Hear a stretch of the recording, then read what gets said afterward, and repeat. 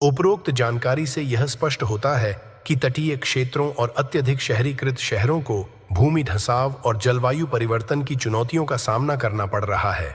विशेष रूप से Norfolk, Jakarta, Venice और चीन के बड़े शहरी क्षेत्र इस पर्यावरणीय संकट से गंभीर रूप से प्रभावित हो रहे हैं। इन सभी क्षेत्रों के उदाहरण यह दिखाते हैं कि कैसे जलवायु परिवर्तन और मानव गतिविधियां मिलकर वैश्विक स्तर पर भूमि और तटीय शहरों के भविष्य को प्रभावित कर रही हैं। पर्यावरणीय संतुलन को बनाए रखने और दीर्घकालिक समाधान के लिए वैश्विक स्तर पर प्रभावी कदम उठाने की आवश्यकता है। तो नमस्कार दोस्तों, स्वागत है आपके अपने YouTube चैनल पर। तो वीडियो शुरू करने से पहले चैनल को सब्सक्राइब जरूर कर लीजिए। तो बढ़ते हैं हमारी वीडियो की ओर। Number 1, Norfolk. नॉरफॉक का अस्तित्व समाप्त हो जाएगा। एक ऐतिहासिक दक्षिण पूर्वी वर्जीनिया का तटीय शहर चेसापीक खाड़ी के किनारे स्थित समुद्र के स्तर में वृद्धि की अग्रिम पंक्ति में है। यह दुनिया के सबसे बड़े नौसेना बेस, एक जीवंत बंदरगाह और बढ़ती आबादी का घर है, जो अपेक्षाकृत मध्यम जलवायु के लिए जाना जाता है। इस शहर का प्राकृतिक संतुलन असामान्य रूप से गड़बड़ा गया है और मौसम के पैटर्न में लगातार बदलाव नॉरफॉक की जलवायु पारंपरिक रूप से हल्की सर्दियों और गर्म आर्द्र गर्मियों के साथ आर्द्र उपोष्णकटिबंधीय रही है। हालांकि हाल के वर्षों में शहर में नाटकीय वृद्धि देखी गई है, जो इसके चल रहे बाढ़ के मुद्दों के पीछे प्रमुख चालकों में से एक है। आमतौर पर नॉरफॉक में लगभग बारिश होती है। प्रतिवर्ष 47 इंच वर्षा होती है, लेकिन हाल ही में यह संख्या सालाना कई इंच बढ़ गई है और हालांकि समय के साथ 1 या 2 इंच ज्यादा नहीं लगती है, इस संचय ने विनाशकारी प्रभाव डाला है। नॉरफॉक और दक्षिण पूर्वी वर्जीनिया की अधिकांश भूमि तेजी से डूब रही है। समुद्र के स्तर के साथ संयुक्त रूप से प्रतिवर्ष 6 मिमी तक की वृद्धि, विश्व स्तर पर प्रतिवर्ष लगभग 3 मिमी की वृद्धि से इस क्षेत्र में प्रतिवर्ष 9 मिलीमीटर से अधिक प्रभावी भूमि हानि का अनुभव होने जा रहा है। यह प्रवृत्ति बड़े पैमाने पर समुद्र के स्तर में बदलाव से प्रेरित है और गर्म समुद्र के तापमान के परिणाम स्वरूप अधिक नमी होगी। वातावरण भारी और बार बार होने वाली बारिश की ओर ले जाता है। इसके अलावा गर्म हवा अधिक जलवाष्प धारण कर सकती है, जिससे तूफान आने पर और भी अधिक बारिश हो सकती है। दशकों से पानी को जमीन में फिर से भरने की तुलना में तेजी से निकालने के कारण क्षेत्र की भूमि नरम और संवेदनशील हो गई है। डूबने के कारण नॉरफॉक समुद्र के स्तर में वृद्धि के कारण पूर्वी तट का सबसे संवेदनशील शहर बन गया है और इस क्षेत्र को आने वाले दशकों में और अधिक नाटकीय परिदृश्य परिवर्तनों का सामना करने की उम्मीद है। इस बाढ़ से निपटने के लिए शहर के सबसे महत्वाकांक्षी प्रयासों में से एक विशाल बाढ़ दीवार परियोजना है, जिसे आंशिक रूप से डिजाइन किया गया है।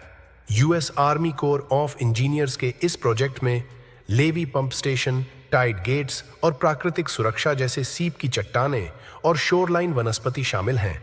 यह शहर के इतिहास में सबसे बड़ी बुनियादी ढांचा परियोजनाओं में से एक है। नंबर 2, जकार्ता इंडोनेशिया की राजधानी है, जहां 10 मिलियन से अधिक लोग रहते हैं। लोग जमीन में गायब हो रहे हैं। यह धीरे धीरे नहीं डूब रहा है। यह पृथ्वी पर किसी भी अन्य शहर की तुलना में तेजी से डूब रहा है। यह मेगा सिटी, आर्थिक गतिविधियों और सांस्कृतिक इतिहास का एक हलचल भरा केंद्र एक गंभीर अस्तित्वगत संकट का सामना कर रहा है। अगर कुछ नहीं किया गया तो इसका अधिकांश भाग पानी के नीचे हो सकता है।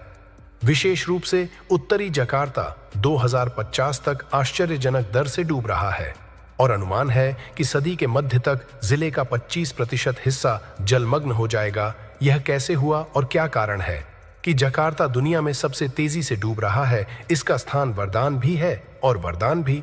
जावा सागर के निकट दलदली निचली भूमि पर निर्मित और 13 नदियों से घिरा जकार्ता हमेशा मौसमी मानसून और उच्च ज्वार से बाढ़ की चपेट में रहता है, जिससे शहर नियमित रूप से प्रभावित होता है।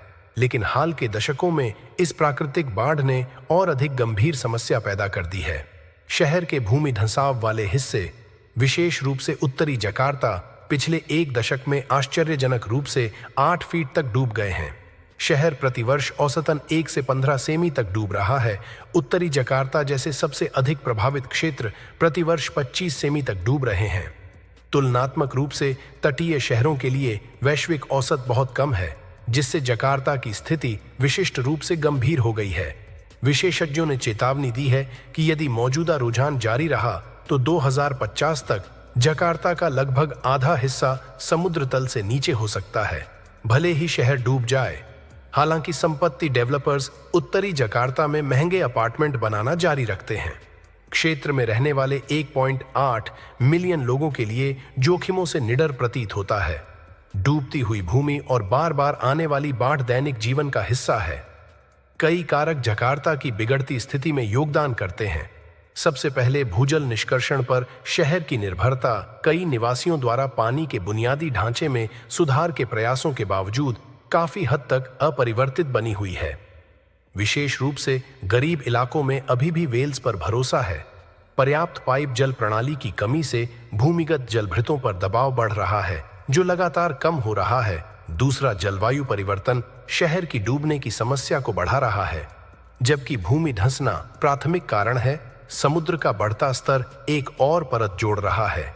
जोखिम का अतीत की तुलना में अधिक तीव्र मौसमी मानसून भी इन बिगड़ती स्थितियों में योगदान दे रहा है।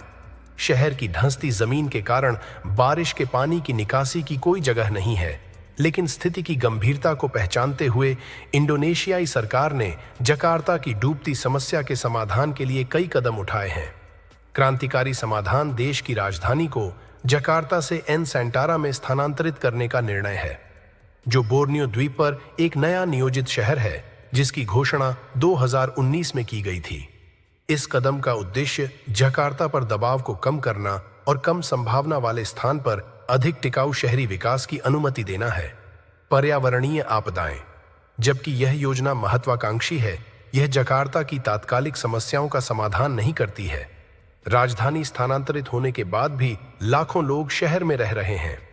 नंबर 3, वेनिस इटली ने लंबे समय से कल्पना पर कब्जा कर रखा है। यात्रियों ने इसकी सुरम्य नहरों और प्रतीत होने वाले भारहीन आकर्षण के कारण इसे तैरता हुआ शहर का उपनाम दिया है।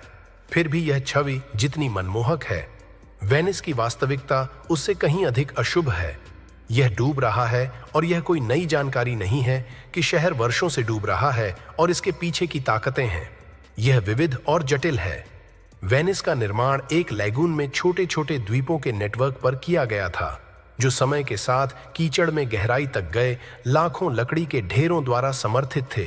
हालांकि यह फाउंडेशन 20वीं शताब्दी के मध्य तक कमजोर साबित हुआ था, वैज्ञानिकों ने इसके दायरे को पूरी तरह से समझना शुरू कर दिया था। 1900 के दशक की शुरुआत में ताजे पानी के लिए खोदे गए कुओं के डूबने की समस्या ने समस्या को और बढ़ा दिया, क्योंकि उन्होंने शहर के नीचे के जल स्तर को कम कर दिया, जिससे जमीन नीचे चली गई। हालांकि इन कुओं को 60 के दशक में बंद कर दिया गया था, नुकसान पहले ही हो चुका था। वेनिस कई इंच तक डूब रहा था। प्रति शताब्दी और बदलती जलवायु के कारण हालात और भी खराब हो गए हैं। आज वेनिस में सालाना लगभग 1 से 2 मिलीमीटर की गिरावट जारी है। वैश्विक स्तर पर समुद्र के बढ़ते स्तर ने समस्या को बढ़ा दिया है। वास्तव में 1872 में रिकॉर्ड कीपिंग शुरू होने के बाद से वेनिस में समुद्र का स्तर 32 सेंटीमीटर तक बढ़ गया है। स्थिति भविष्यवाणियों के साथ यह और भी जरूरी होता जा रहा है कि शहर 2100 तक पानी के नीचे हो सकता है। वेनिस का आकर्षण निर्विवाद है, लेकिन इसकी डूबने की स्थिति भी इसे आपदा के किनारे पर एक शहर बनाती है। अक्सर एक्वा अला घटनाएं होती हैं या उच्च ज्वार से सड़कों और पाटों में बाढ़ आती है। कभी कभी 75% तक पहुंच जाती है। नंबर 4, चीन। दुनिया में सबसे अधिक आबादी वाले और तेजी से शहरीकरण कर रहे देशों को एक गंभीर पर्यावरणीय संकट का सामना करना पड़ रहा है। उनकी भूमि डूब रही है। इस घटना को भूमि धंसाव के रूप में जाना जाता है, जो देश के शहरी क्षेत्रों के एक बड़े हिस्से को प्रभावित कर रही है, जिससे लाखों लोगों की जान और व्यापक बुनियादी ढांचे को खतरा है, जो देश का सबसे बड़ा खतरा है। बीजिंग, शंघाई और तियानिन सहित शहर तेजी से डूब रहे हैं, जिसके लिए तत्काल वैज्ञानिक अध्ययन और सरकारी हस्तक्षेप की आवश्यकता है। लेकिन इस खतरनाक गिरावट का कारण क्या है और आगे की क्षति को रोकने के लिए क्या किया जा सकता है, इसका उत्तर मानव गतिविधियों के संयोजन में छिपा है। शहरी वजन और जलवायु प्रेरित परिवर्तन, यह सब मिलकर एक जटिल और खतरनाक स्थिति पैदा करते हैं। कई शहरी क्षेत्र, विशेष रूप से उत्तरी चीन में, पानी की आवश्यकता को पूरा करने के लिए भूमिगत जलभृतों पर निर्भर हैं। हालांकि यह भूजल की अत्यधिक पंपिंग है, जिससे पानी को प्राकृतिक रूप से फिर से भरने की तुलना में तेजी से हटाया जा सकता है, क्योंकि जलभृत पानी को कम कर देता है।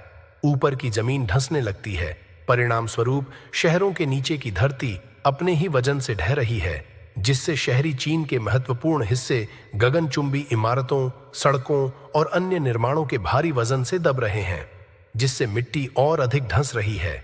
जबकि यह संघनन एक प्राकृतिक प्रक्रिया है, शंघाई जैसे शहरों में मानव विकास की प्रक्रिया ने इसे नाटकीय रूप से तेज कर दिया है, जहां दशकों से ईएक्सपी में गिरावट का अनुभव है। नुकसान को सीमित करने के प्रयासों के बावजूद शहर का वजन भूमि को नीचे की ओर धकेलता रहता है। इस गिरावट के पैमाने को मापना चिंताजनक है और इसके पूर्ण प्रभाव को समझने के लिए आवश्यक है। शोध से पता चला है कि चीन के लगभग आधे शहरी क्षेत्र प्रतिवर्ष कम से कम 3 मिलियन की दर से डूब रहे हैं। Number 5, new Orleans. वेनिस की तरह न्यू ऑर्लियंस एक ऐसा शहर है जो धीमी गति से और लगातार डूबने से जूझ रहा है। यह मिसिसिपी नदी के मुहाने पर मार्शलैंड पर बना है। शहर की भूगोल और शीर्ष स्थलाकृति इसे शुरुआती दौर में इसकी स्थापना के बाद से विशेष रूप से धंसने के लिए संवेदनशील बनाती है। 18वीं सदी के नोलन को पानी के ऊपर रहने की चुनौती का सामना करना पड़ा है। आज यह खतरनाक दर से डूब रहा है। भविष्य में फ्रेंच क्वार्टर आशाजनक नहीं दिखता है। शहर का सबसे पुराना हिस्सा समुद्र तल से लगभग 10 फीट ऊपर थोड़ी ऊंची जमीन पर बनाया गया था, लेकिन जैसा कि शहर के विस्तार के नए क्षेत्र बहुत कम दलदली भूमि पर बनाए गए थे, इस समतल भूगोल का मतलब है कि जब बाढ़ का खतरा होता है तो हर फुट मायने रखता है, और शहर की अधिकांश भूमि अब समुद्र तल से काफी नीचे है। आज न्यू ऑर्लियंस का अधिकांश भाग समुद्र से 5 से 10 फीट नीचे है। स्तर और प्रतिवर्ष लगभग 1 सेंटीमीटर की औसत दर से डूबना जारी है। इसे समुद्र के बढ़ते स्तर के साथ मिलाएं तो वैज्ञानिकों का अनुमान है कि 2100 तक न्यू ऑर्लियंस समुद्र तल से 8 से 13 फीट नीचे हो सकता है। 2005 में तूफान ने सिर्फ शहर को तबाह नहीं किया था, इसने डूबने की प्रक्रिया को भी तेज कर दिया। बड़े तूफान ने न्यू ऑर्लियंस के 80% हिस्से को बाढ़ कर दिया और आसपास के वेटलैंड्स के साथ गंभीर कटाव का कारण बना। वहां कई घर अब बाढ़ से बचाने के लिए विशेष रूप से निचले इलाकों में स्टिल्ट पर बनाए गए हैं। यह वास्तुशिल्प शैली दोनों का संकेत है। अगर ये जानकारी आपके लिए दिलचस्प और नई थी तो कृपया इस वीडियो को लाइक करें और चैनल को सब्सक्राइब करना न भूलें। आपकी राय और सुझाव हमें बेहतर बनाने में मदद करते हैं, तो अपने विचार नीचे कमेंट में जरूर साझा करें। अगले वीडियो में हम किसी और रोचक और ज्ञानवर्धक विषय पर बात करेंगे। तब तक के लिए सुरक्षित रहें और पर्यावरण के प्रति जागरूक बने रहें। धन्यवाद।